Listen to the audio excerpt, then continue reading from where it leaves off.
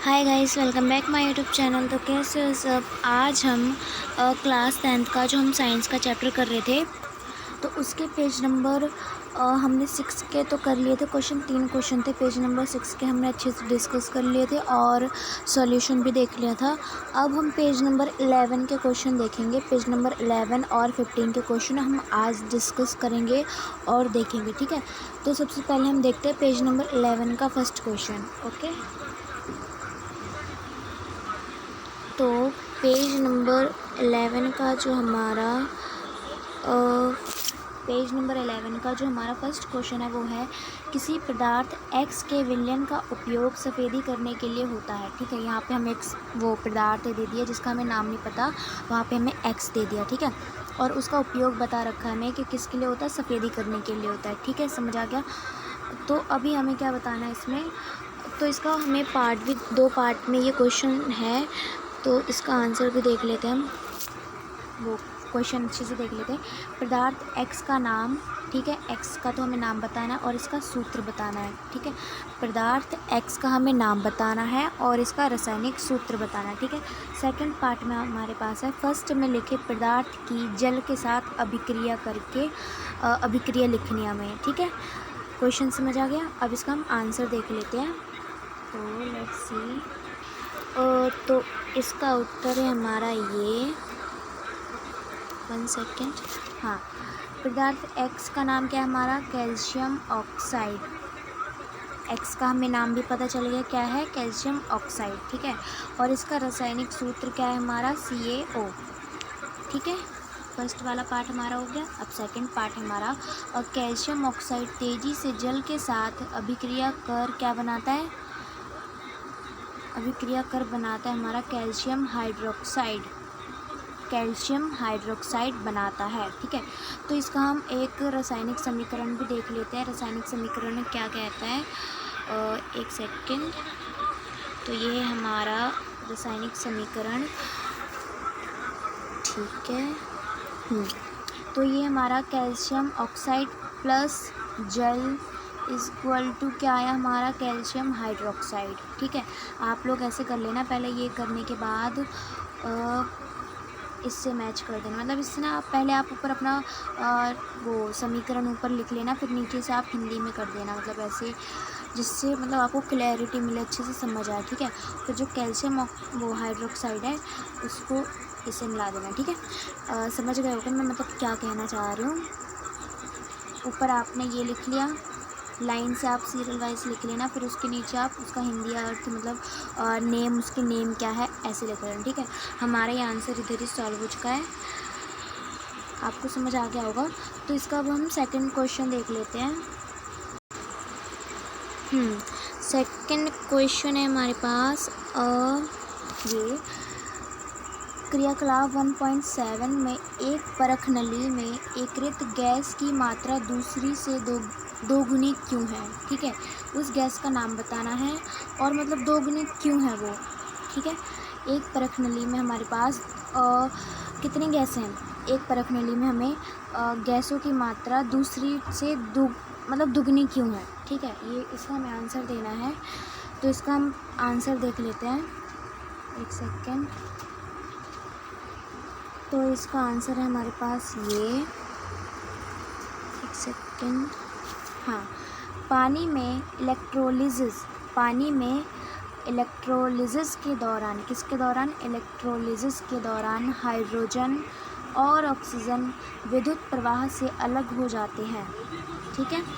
पानी में इलेक्ट्रोलिसिस के दौरान हाइड्रोजन और ऑक्सीजन विद्युत प्रवाह से अलग हो जाते हैं, ठीक है। फर्स्ट तो स्टेप ये याद कर लो आप।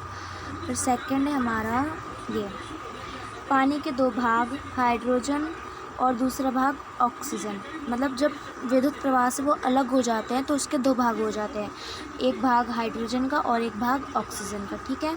क्लियर है। इसके बाद है हमारा 1 सेकेंड। भाग अलग हो जाते हैं क्योंकि हाइड्रोजन एक परख नली में जाती है और ऑक्सीजन दूसरी परख नली में जाती है, ठीक है। एक परख नली में एकत्रित गैस की मात्रा दूसरी परख नली से परखनली में एकत्रित गैस की मात्रा से दोगुनी होती है।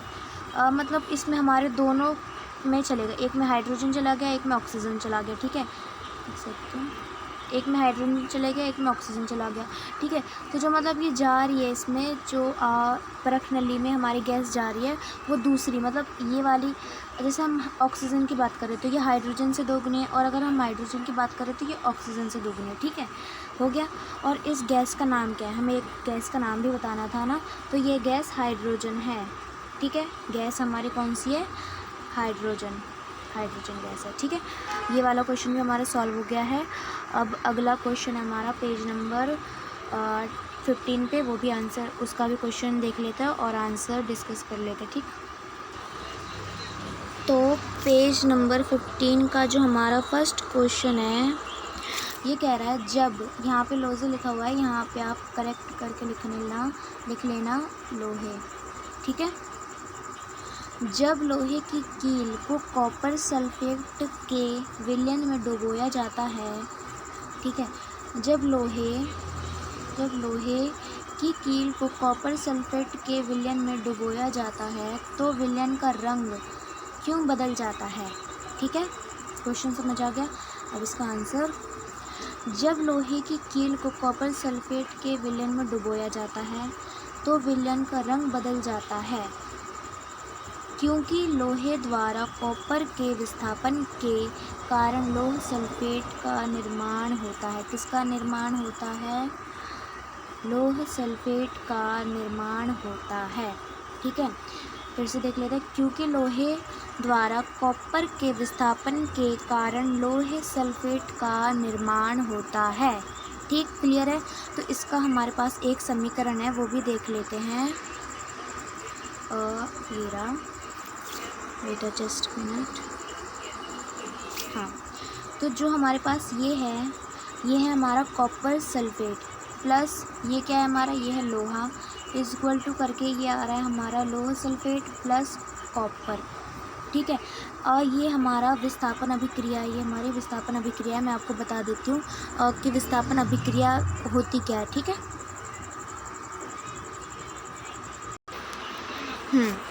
तो अभी हम देखने वाले हैं कि विस्थापन अभिक्रिया होती क्या है, ठीक है। तो सपोज़ दैट ये हमारा कॉपर सल्फेट है प्लस ये हमारा लोहा है, ठीक है। तो ये हमने लिख लिया है। तो आप लोग, मतलब एक मैं आपको टेक्निक बता रही हूँ समझने की। तो जो ये है ना, ये लोहा है, मतलब जैसे ये ताकतवर इंसान है, ये कौन है, ताकतवर है, ठीक है। और जो ये कॉपर है हमारा, ये बहुत ही ज़्यादा कमज़ोर इंसान है। तो जो ये ताकतवर इंसान होता है, तो जो हमारा ये ताकतवर इंसान होता है, ये कमज़ोर इंसान के घर में कब्ज़ा कर लेता है, ठीक है, समझ आया है। मतलब जो हमारा ये ताकतवर इंसान है, ये कमज़ोर इंसान के घर में कब्ज़ा कर लेता है और कमज़ोर इंसान को अपने घर, मतलब उस घर से निकाल कर बाहर कर देता है, ठीक है। आया समझ, एक बार और देख लेते हैं। ये हमारा कॉपर है और ये सल्फेट, कॉपर सल्फेट प्लस लोह इज इक्वल टू, यहाँ पे हम लिख देंगे कि हमारा आंसर क्या आ रहा है, ठीक है। ये हमारा ताकतवर इंसान है, ये हमारा कमज़ोर इंसान है। तो ये ताकतवर इंसान इसके घर में कब्ज़ा कर लेता है, समझ गए। और इसके मतलब इसके घर में जब वो कब्ज़ा कर लेता है तो वो अपनी जगह ये यहाँ से चेंज करके यहाँ पे शिफ्ट हो जाता है और इसको उस घर से बाहर निकाल फेंकता है, ठीक है। तब जाके हमारा क्या बनता है फिर, तब जाके हमारा बनता है, अब हम मतलब पूरा अपना सीधा आंसर पे आते हैं कि आंसर कैसा निकला। ये हमारा कॉपर सल्फेट हो गया प्लस Fe हो गया। अब ध्यान देना, तो इसने इसको निकाल के फेंक दिया बाहर, तो मतलब जो ये है ये इसकी जगह पर आ गया ना, तो FeSO4, ठीक है। प्लस इसको कहाँ डाला, इसने कॉपर ने इसको बाहर, इसने लोहा ने कॉपर को बाहर फेंक दिया, ठीक है। तो यहाँ पे आ गया हमारा कॉपर अलग से, ओके। तो ये हमारा कॉपर अलग से आ गया, आया समझ। तो इसलिए इसका हमारा पूरा आंसर ऐसे बनता है कि CuSO4 प्लस Fe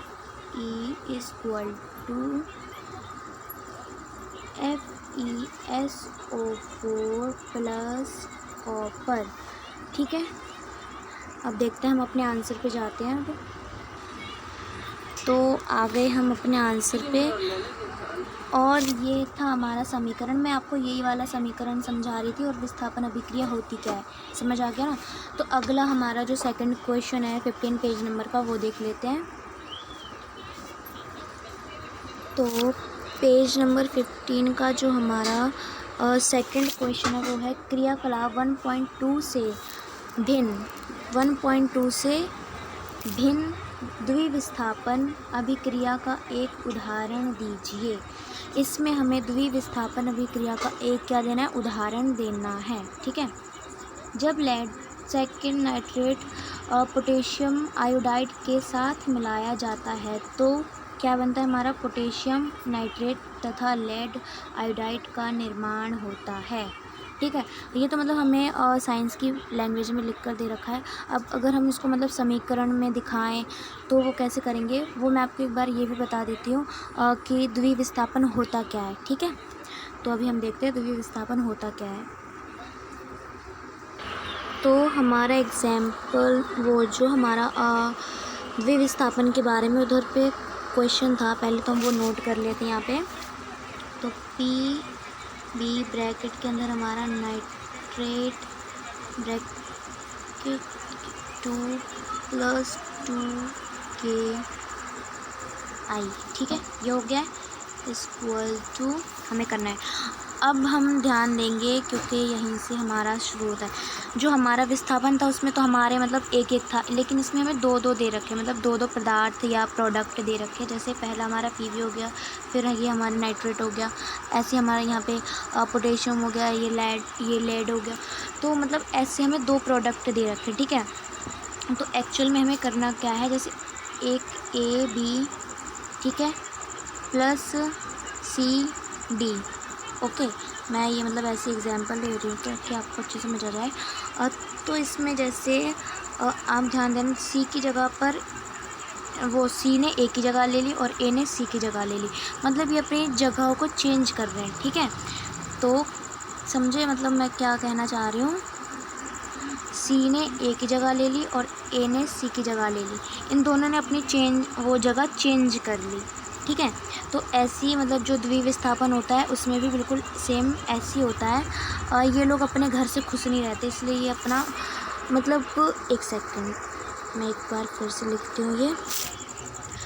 जैसे AB + CD। ठीक है, तो C ने A की जगह ले ली और A ने C की जगह ले ली। ये दोनों फ्रेंड होते हैं, ये C एक फ्रेंड है और A एक फ्रेंड है। ठीक है, तो ये A जो रहता है ना, A अपने घर में खुश नहीं रहता, ये C के घर पे जाना चाहता है, तो ये C के घर पे आ जाता है। और जो C रहता है ये अपने घर पे खुश नहीं रहता, ये A के घर पे आना चाहता है। तो मतलब ये दोनों अपनी जगह चेंज कर लेते हैं। ठीक है, बिल्कुल सेम टू सेम हमारा जो ये सेकंड क्वेश्चन था ना, उसमें भी बिल्कुल ऐसे होता है, द्विविस्थापन हमारा ऐसे होता है। ठीक है, तो अब हम आते हैं अपने क्वेश्चन पे, जो हमारा क्वेश्चन में आंसर था उस पर आते हैं। तो उसमें हमें दे रखा था PB नाइट्रेट SO3 2 + 2KI। ठीक है, तो इसमें हम क्या करेंगे, समझ आ गया होगा जो मैंने एग्जांपल लिया था। जो ये K है ये आ जाता है PB के पास, और PB है ये आ जाता है हमारा K के पास। ठीक है, तो हम लिखते हैं K क्या है हमारा, 2K। ये हमें लिखना नहीं है क्योंकि ये तो उधर चला गया। अब हम लिख देंगे ये वाली जगह SO3। ठीक है, क्लियर हो गया। ओ सॉरी, मैंने यहाँ पे S कर दिया, हमें यहाँ पे N करना है। सॉरी। ठीक है, NO3। ठीक है, हो गया। अब इसके बाद प्लस करने के बाद हमारा क्या बच रहा है, एक ये PB बच रहा है और एक ये हमारे I बच रहा है। तो हम क्या करेंगे यहाँ पे, एक सेकंड मैं इसको मिटाकर फिर से बताती हूँ। PB + NO3 ब्रैकेट में 2 और फिर है हमारा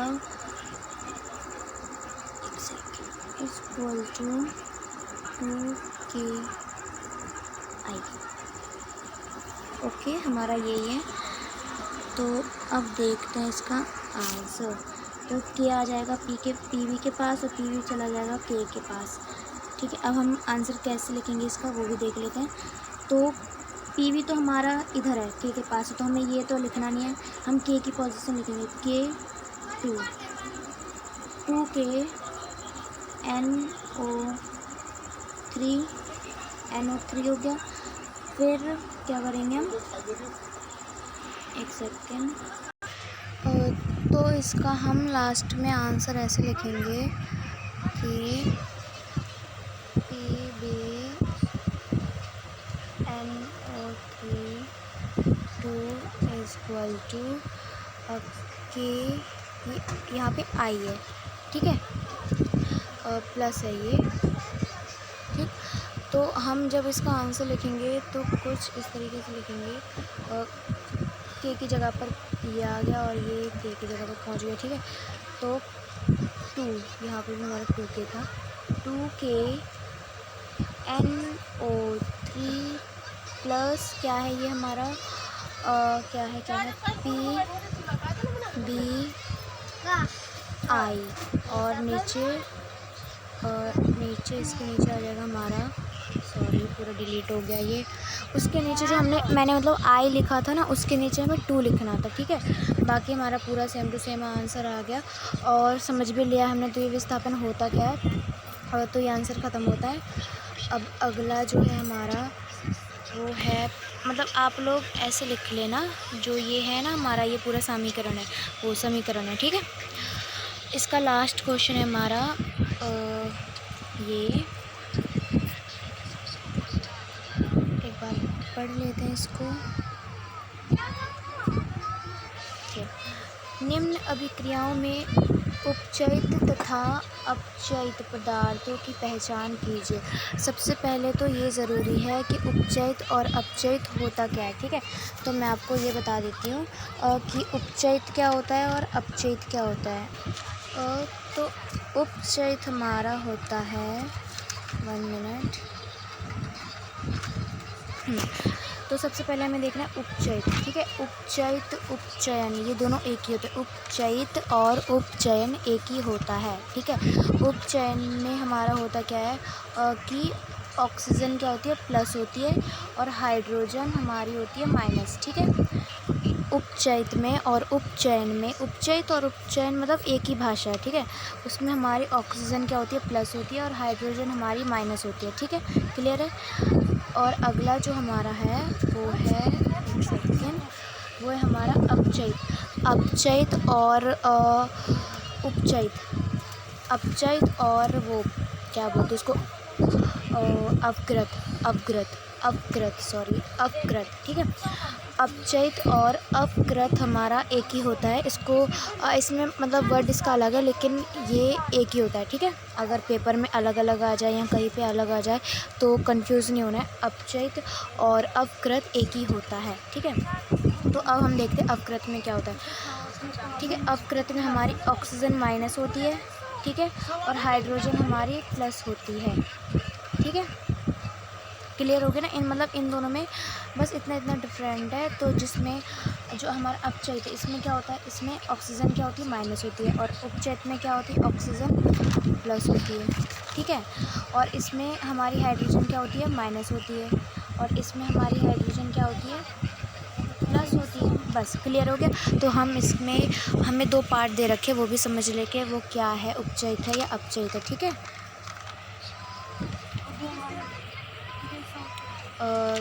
तो पहला पार्ट है हमारा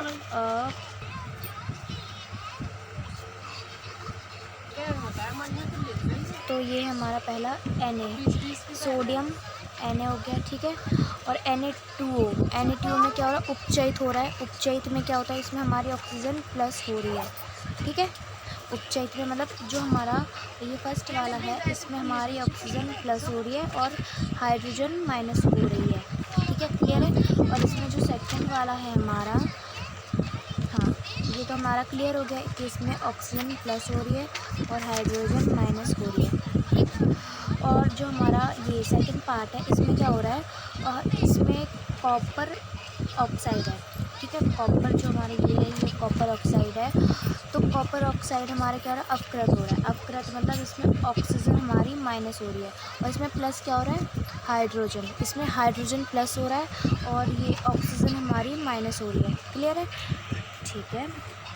हाँ, यहाँ पे भी हमारा ऐसे ही है आंसर, ठीक। कॉपर ऑक्साइड में हमारा क्या हो रहा है, अपकृत हो रहा है। अपकृत मीन्स ऑक्सीजन माइनस हो रही है और प्लस हाइड्रोजन हो रहा है, ठीक है। और जबकि H2O मतलब वो H2 मतलब हमारा हाइड्रोजन, ठीक है। H2 हमारा हाइड्रोजन और जल H2O में अपचयित हो रहा है, उपचयित हो रहा है, ठीक है। उपचयित मतलब क्या होता है हमारा, वो मैंने पहले बता दिया था कि ऑक्सीजन प्लस हो रही है और हाइड्रोजन माइनस हो रही है, ठीक है।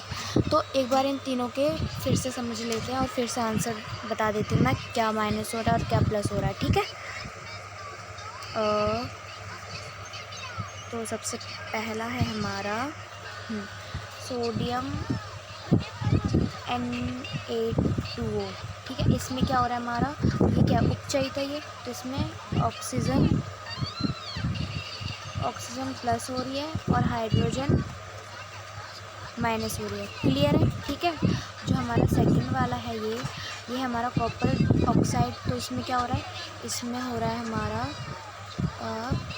हाइड्रोजन प्लस हो रही है और ऑक्सीजन माइनस हो रही है, ठीक है। क्लियर है। और हमारा जो ये H2 है और H2O जल वाला है, इसमें क्या हो रहा है, उपचयित हो रहा है। तो इसमें क्या हो रहा है हमारा, ऑक्सीजन प्लस हो रही है और हाइड्रोजन माइनस हो रहा है, ठीक है। क्लियर हो गया। तो ये था इसका आंसर। और आज की क्लास यहीं पे ख़त्म करते हैं। हमने पेज नंबर 11 और पेज नंबर 15 के क्वेश्चंस कर लिए हैं। अब हमें अगली क्लास में अभ्यास के प्रश्न उत्तर करने हैं, तो वो मैं आपको 2 पार्ट में डिवाइड करके कराऊंगी, और क्योंकि वीडियो काफ़ी ज़्यादा लंबी हो जाती है, ठीक है। तो वीडियो यहीं पे ख़त्म करते हैं। अगर आपको समझ आया हो तो लाइक करना, शेयर करना, एंड अगर कुछ समझ ना आया हो तो कमेंट करके मेरे को ज़रूर बता देना, ठीक है। और चैनल को सब्सक्राइब करना ना भूलना, ठीक है। चलो बाय, टेक केयर।